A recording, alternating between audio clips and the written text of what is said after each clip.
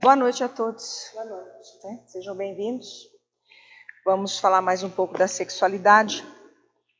Semana passada, nós começamos o capítulo Sexo e o Corpo Espiritual.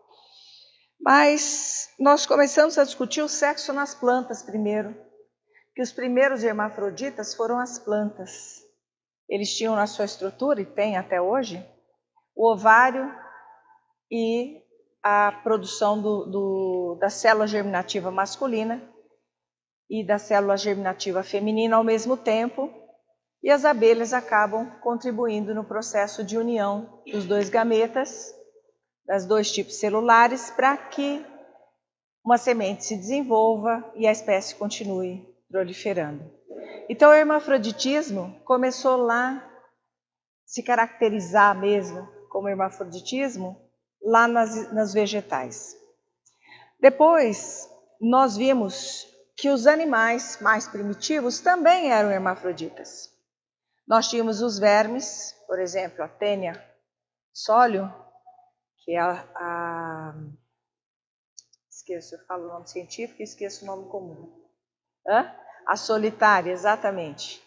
Ela tem na sua própria estrutura a autorreprodução, o aparelho feminino e o aparelho masculino.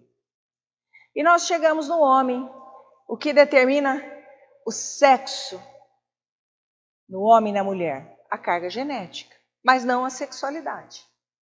O sexo, se é masculino ou feminino, é genético.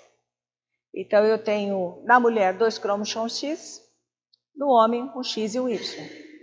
Compete ao Y, que é transmitido pelo pai e o X pela mãe, secretar uma substância que vai inibir o desenvolvimento do X para que o feto se torne masculino. E aí ele apresenta um caso de animais, nesse mesmo capítulo, de galinhas que têm o seu ovário modificado. Por exemplo, as galinhas têm 2 ovários, sendo o esquerdo o ovário ativo, que dá a característica feminina da espécie, e o ovário direito atrofiado.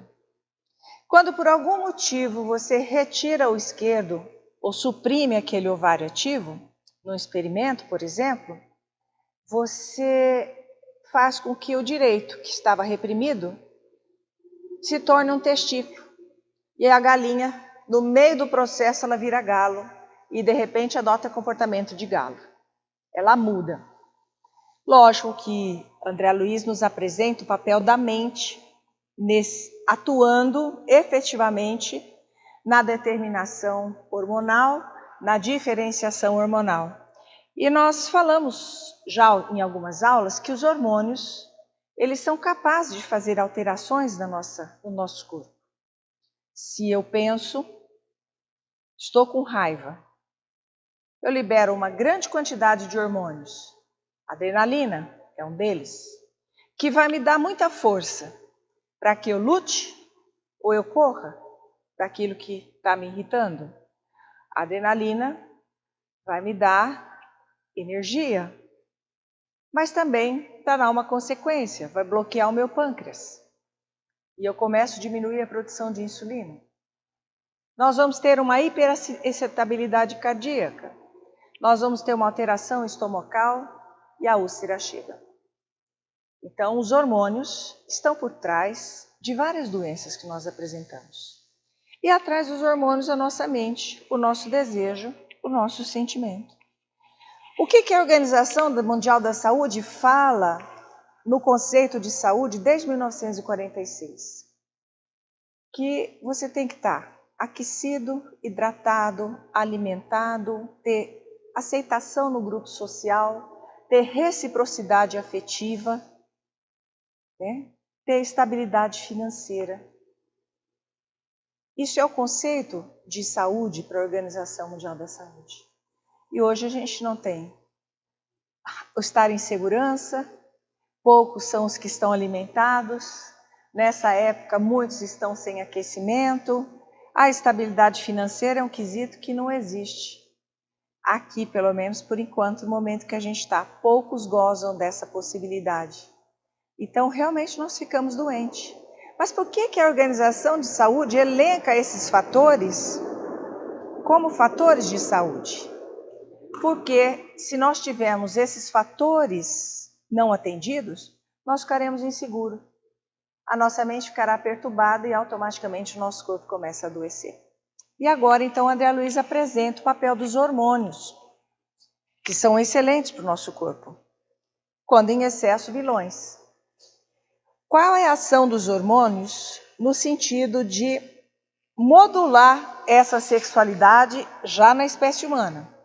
Então, nós vimos que a sexualidade genética é o que determina o feminino ou masculino, mas a questão da mente e os hormônios é que vai determinar realmente qual é a afinidade, qual é a libido que o sujeito vai desenvolver. Ação dos hormônios. Atingindo o inequívoco progresso em seus estímulos, o corpo espiritual, desde a protoforma, ou seja, desde o seu modelo experimental, protoforma psicossômica, nos animais superiores até o homem, ou seja, em Neandertal, semana passada saiu uma publicação dizendo que nós temos 5%, 4 ou 5% dos genes do Neandertal. Então já descobriu de que origem, de que homem que nos originou o Sapiens sapiens.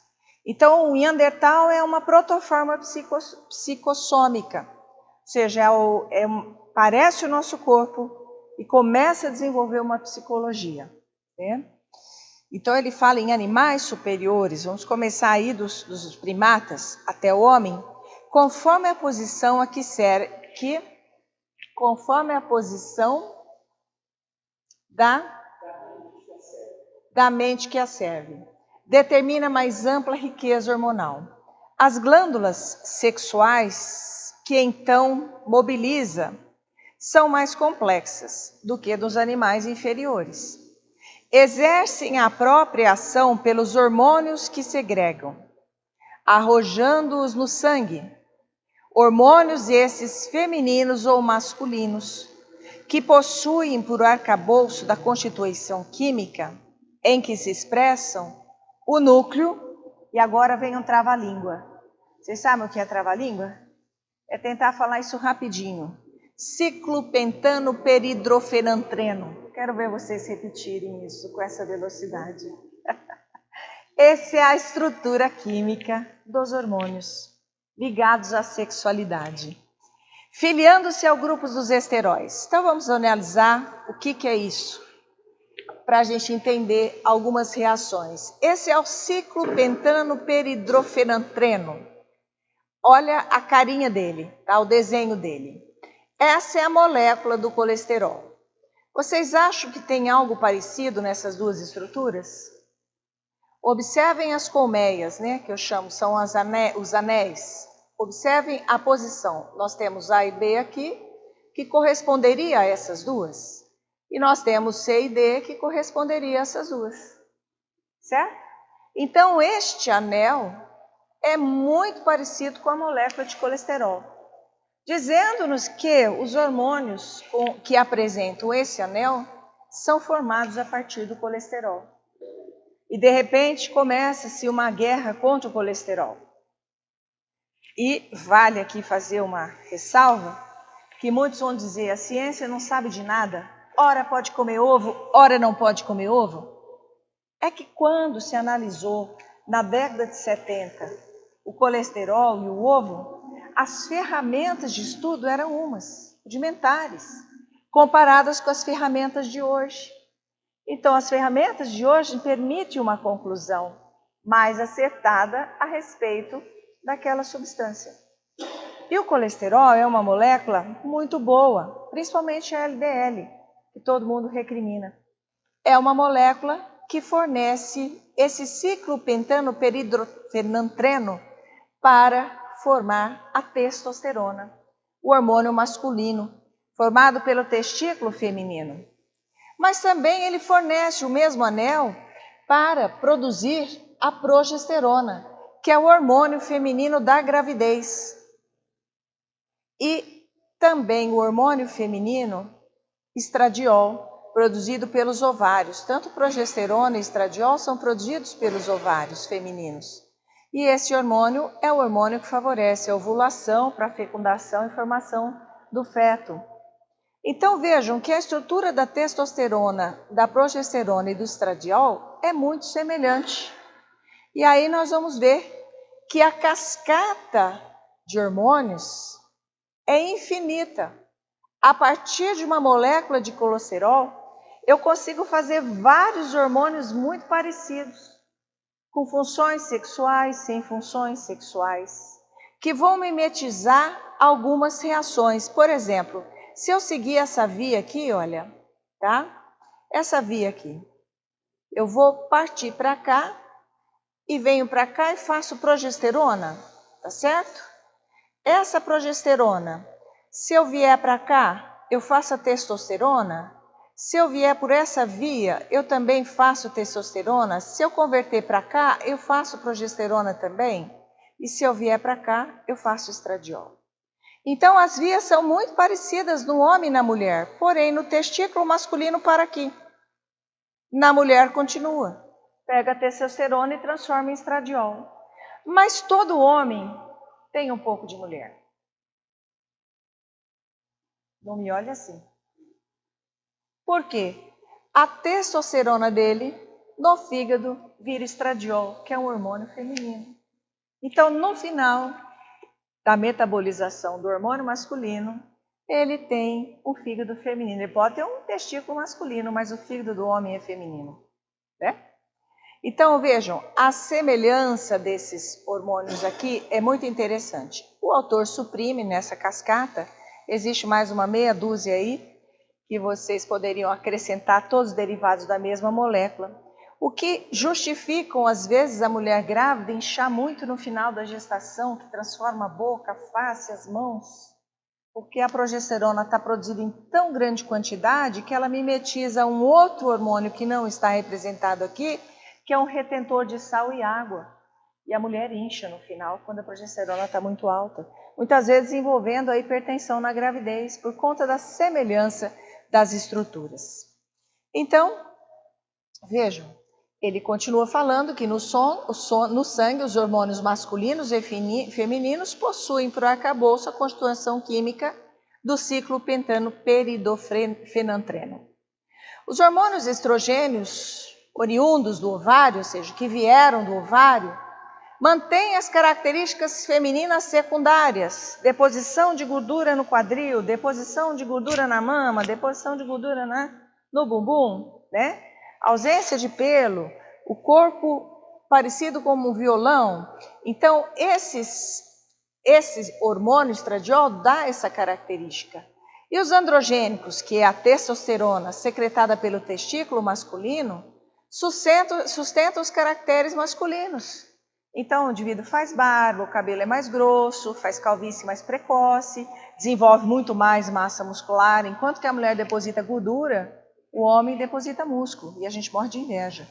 Mas esses hormônios masculinos, eles têm a função de determinar, de fazer a diferenciação da espécie. Hoje tem uma moda. As mulheres com envelhecimento vão perdendo a libido. Dizem que se você tomar um pouquinho de testosterona, aumenta a libido. E as mulheres estão tomando testosterona, estão desenvolvendo barba. Começam a tomar testosterona para desenvolver músculo. E aí elas podem adquirir caracteres secundários masculinos, tá? Por conta dependendo da dose que se usa. Por quê? Testosterona é um hormônio muito importante para o homem, mas para a mulher não tanto assim, né?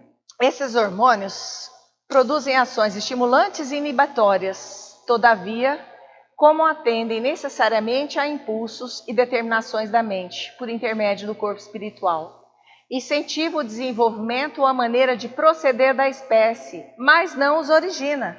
Quer dizer, a origem do sexo biológico é genética, do corpo. Eu sou homem, eu sou mulher. Mas se eu vou me comportar como homem ou como mulher, é a característica que eu trago na minha mente. E aí eu posso influenciar a secreção hormonal. Por isso, nenhum deles possui ação monopolizadora do mundo orgânico, não obstante patentearem essa ou aquela influência de modo mais amplo. Então ele está dizendo que os hormônios também não são os responsáveis por tudo, tá? Ainda em razão do mesmo princípio que lhes vige na formação, pelo qual obedece às vibrações incessantes do campo mental, os hormônios não se armazenam. Isso é uma característica do hormônio derivado da molécula de colesterol. Ele não é armazenado. Por quê? As membranas biológicas são formadas a partir de colesterol. Se eu tiver um copo d'água, pingar uma gota de óleo, depois pingar outra, as duas vão se aproximar e se associar com a maior afinidade e eu formo uma gotícula grande. Eu pego uma gota de água com óleo, chacoalho num vidrinho, separa tudo. Daqui um pouquinho está uma grande bolha de novo, devido à atração e à facilidade de interação entre elas. Os hormônios são derivados do colesterol. A membrana é derivada do colesterol. Quando o hormônio que foi produzido, ele encosta na membrana, ele já cai na circulação. Ao contrário da insulina, por exemplo, que é um hormônio derivado de proteína. Eu pego o aminoácido da carne que eu comi, faço a insulina, armazeno a insulina, eu consigo segurar a insulina no pacotinho para a hora que eu comer liberar. Os hormônios esteroides não, eu já vou produzindo e liberando na circulação. É isso que ele está dizendo, olha, obedece a vibrações incessantes do campo mental e os hormônios não se armazenam, ou seja, conforme eu vou pensando, eu vou produzindo e liberando esse hormônio. Transformam-se rapidamente ou sofrem apressada expulsão nos seus movimentos excretórios. Entendendo-se os recursos da reprodução como engrenagens e mecanismos de que o espírito em evolução se vale para plasmarem as formas físicas, ou seja, por que tem a sexualidade? Para que você possa unir os gametas masculinos com femininos e gerar uma forma física, gerar um novo corpo. Sem que os homens lhe comprovem de modo absoluto as qualidades mais íntimas, é fácil reconhecer que as glândulas sexuais e os seus hormônios exibem efeitos relativamente específicos. Inegavelmente, o ovário e os hormônios femininos se responsabilizam pelos distintivos sexuais femininos, mas podem desenvolver algum deles no macho. Por quê? Porque o fígado masculino se transforma a testosterona em hormônio feminino, tá? Então tem um momento que o homem tem contato com o hormônio feminino, prevalecendo as mesmas diretrizes para o testículo e os hormônios que lhe correspondem. A mulher também pode produzir testosterona, só que a mulher não tem um testículo produtor de testosterona, ela tem a adrenal. E a mulher, quando produz muita testosterona, ela produz pela adrenal.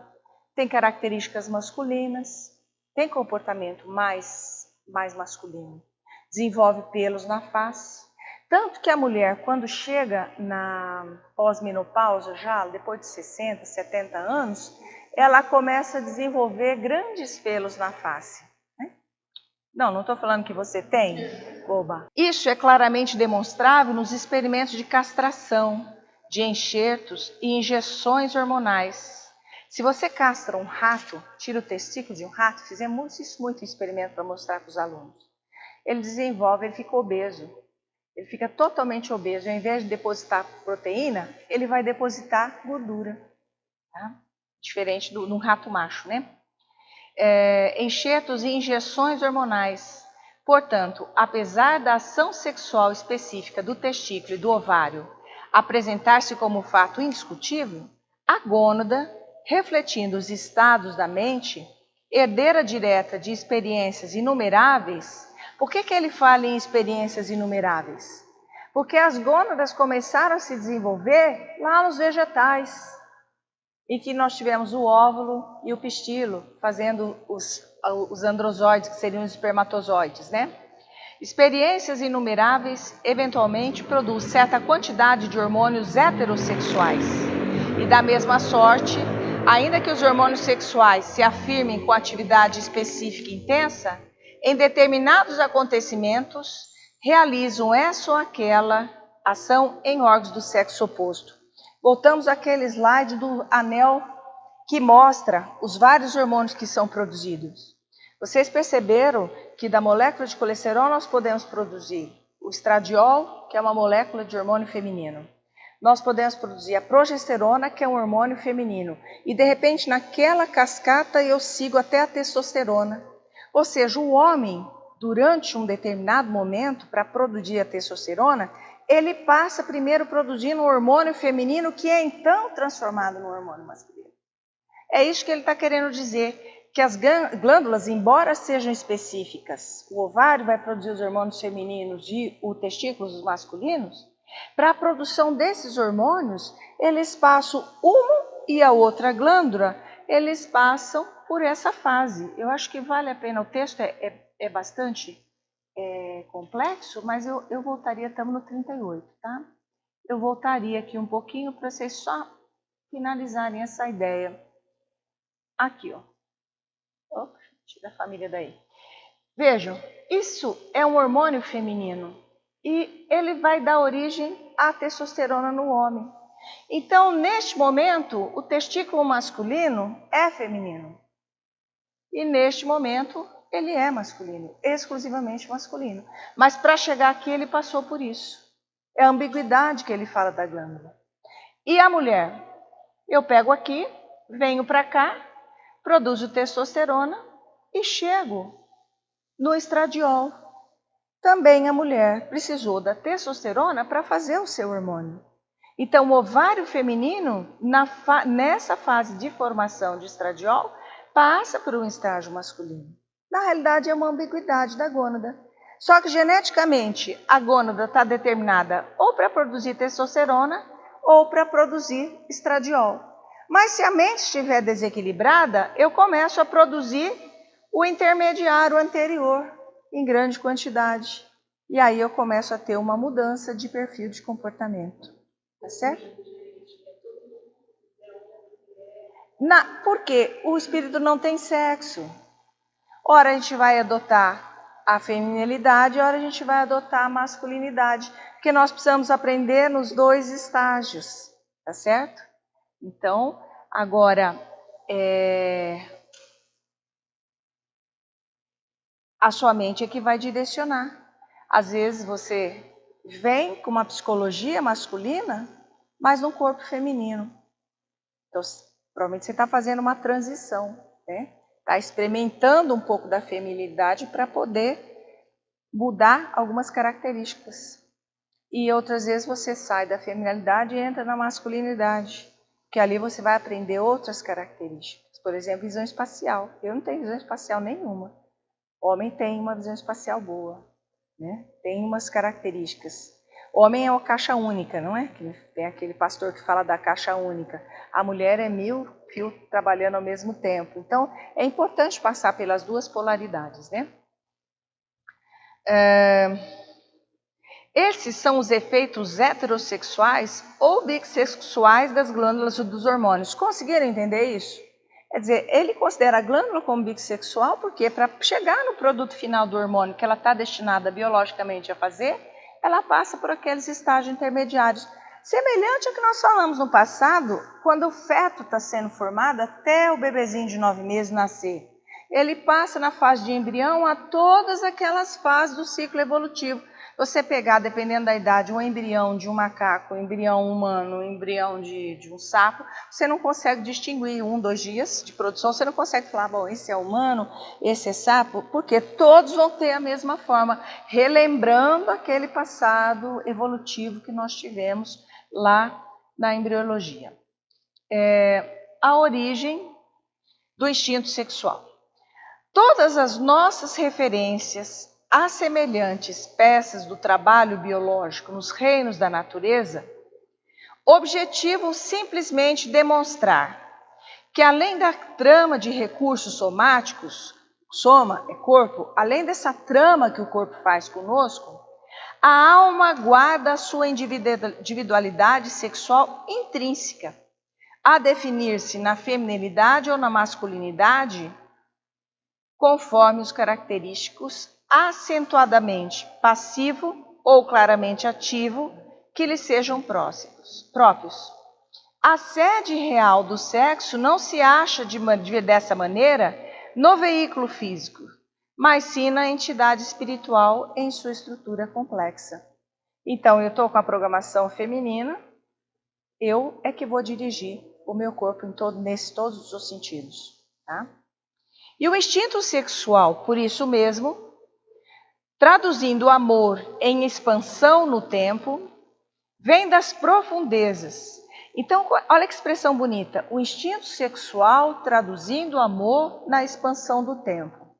Então, nós começamos como instinto sexual, de manutenção da espécie. Para que isso se concretizasse, ligou-se uma questão de prazer ao ato. Mas o instinto sexual, ele dilata, se expande ao longo do tempo, transformando-se em amor. Então, o que hoje para nós é puramente instinto, vai se desenvolver até transformar em amor. Uns estão mais avançados do que outros, mas todos chegaremos lá. Para nós ainda, inabordáveis da vida, quer dizer, vem das profundezas, para nós ainda inabordáveis da vida, quando agrupamentos de mônadas celestes, para o Ivan que chegou depois, mônadas são as pequenas partículas celestes que preencheram esse mundo e a partir daí nós tivemos a origem da vida, tá? Com a agregação, formando seres microscópicos e dando origem a toda essa escala que já se conhece na ciência. Tá? Então essas mônadas celestes se reuniram magneticamente umas às outras para a obra multimilenária da evolução, ao modo de núcleos e elétrons na tessitura dos átomos ou dos sóis e dos mundos nos sistemas macroscópicos da imensidade. Quando nós começamos a estudar esse livro, ele começou a estudar os sistemas macroscópicos do universo, um Sol com vários planetas girando ao redor. Aí ele extrapolou daí para o átomo, que você tinha o núcleo do átomo com vários elétrons rodando ao redor, que era a unidade fundamental da matéria. Tá? Por ele, as criaturas transitam, quer dizer, o instinto sexual, as criaturas transitam de caminho a caminho nos domínios da experimentação multifária, adquirindo as qualidades que necessitam. Com o instinto sexual, vestem-se da forma física em condições anômalas, atendendo às sentenças regeneradoras da lei de causa e efeito, ou cumprindo instruções especiais com fins de trabalho justo. Então, pelo instinto sexual, pela sexualidade, nós vamos gerar os santos ou nós vamos gerar, quer dizer, aqueles que vêm com um propósito mais superior na face da Terra, mas também nós podemos gerar aqueles corpos que são corpos defeituosos, fazendo resgate dos débitos do passado. Então, o instinto ele pode gerar corpos sublimes, corpos para pessoas que terão missões sublimes, como gera corpos também para aquelas pessoas que vão fazer o ajuste. O sexo, portanto, é mental, em seus impulsos e manifestações, transcendendo qualquer impositivo da forma em que se exprime. Não obstante, reconhecemos que a maioria das consciências encarnadas permanecem seguramente ajustadas à sinergia mente-corpo, em marcha para a mais vasta complexidade de conhecimento e emoção. Em suma, nós não sabemos nada ainda. Tem muita coisa para a gente aprender, né? E aí entra na evolução do amor. A evolução do amor. Entretanto, importa reconhecer que à medida que nos dilata o afastamento da animalidade quase absoluta para a integração com a humanidade, o amor assume dimensões mais elevadas, tanto para os que se verticalizam na virtude, como para aqueles que se orientalizam na inteligência. Então, são aqueles que escolhem ser mais virtuosos. O amor também vai fazer parte do contexto. E aqueles que escolhem estudar mais, desenvolver a inteligência, o amor também fará parte desse contexto. Nos primeiros, ou seja, aqueles que preferiram aprimorar o sentimento primeiro, cujos sentimentos se alteiam para as esferas superiores, o amor se ilumina e purifica, mas ainda é instinto sexual, nos mais nobres aspectos, imantizando-se as forças com que se afina em radiante ascensão para Deus. Nos segundos, aqueles que se vinculam mais aos aspectos da inteligência, do conhecimento, cujas emoções se complicam, o amor se requinta, transubstanciando-se o instinto sexual em constante exigência de satisfação imoderada do eu. Então, o que prefere sublimar mais os sentimentos é menos egoísta, né, do que aquele que prefere mais as questões mundanas. De conformidade com a psicanálise, que vê na atividade sexual a procura incessante do prazer, concordamos que uns, na própria sublimação, demandam o prazer da criação, identificando-se com a origem divina do universo, enquanto que outros se fixam no encalço do prazer desenfreado e egoístico da autoadoração. Então tem uns que tomam o instinto sexual como, estou participando da criação, olha que coisa legal, que coisa boa. Enquanto que outros se detêm exclusivamente ao seu prazer sexual.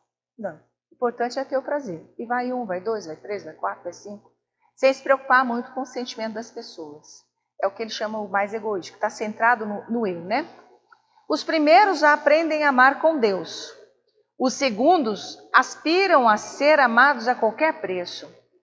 A energia natural do sexo, inerente à própria vida em si, gera cargas magnéticas em todos os seres, pela função criadora de que se reveste. Cargas que se caracterizam como potenciais nítidos de atração no sistema psíquico de cada um, e que, se acumulando, invadem todos os campos sensíveis da alma, como que lhe a obliterar ou suprimir os mecanismos outros de ação, qual se estivéssemos diante de Osina reclamando o controle adequado. Ou seja, essa sexualidade exacerbada, ela imanta no psiquismo, ela imanta magneticamente no ser. E isso passa a ser o foco da vida do sujeito e começa a desregular os outros setores, né?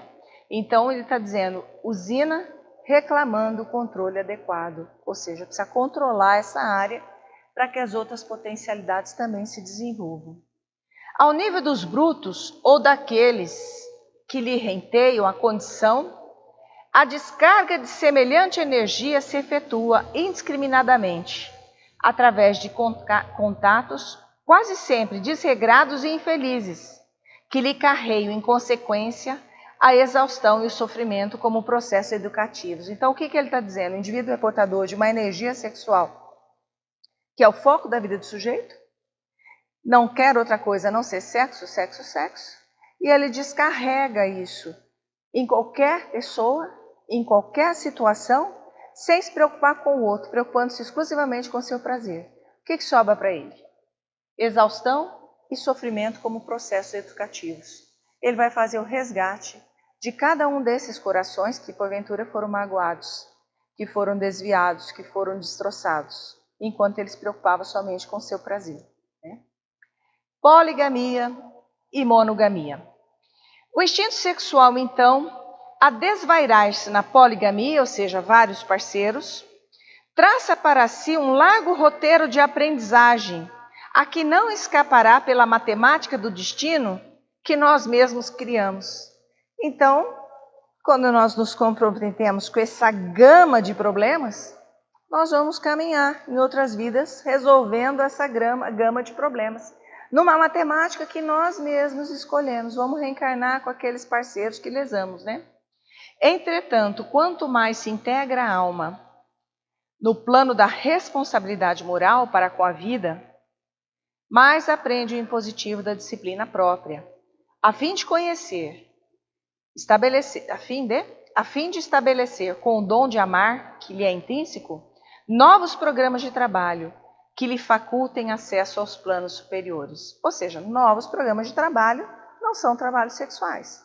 No que é que você vai envolver além da sexualidade? Vai envolver no trabalho do bem, vai coordenar a casa espírita, vai fazer outras coisas? Para que você possa canalizar suas energias para atender outras coisas também? Porque a gente está saindo da animalidade em que a Organização da Saúde falou para a gente que tem que estar aquecido, hidratado com reciprocidade sexual e insegurança. Nós estamos saindo dessa fase já exigindo a estabilidade financeira e outras questões mais. Não somos mais primatas. E aí, então, a gente precisa desenvolver outros lados também da nossa evolução.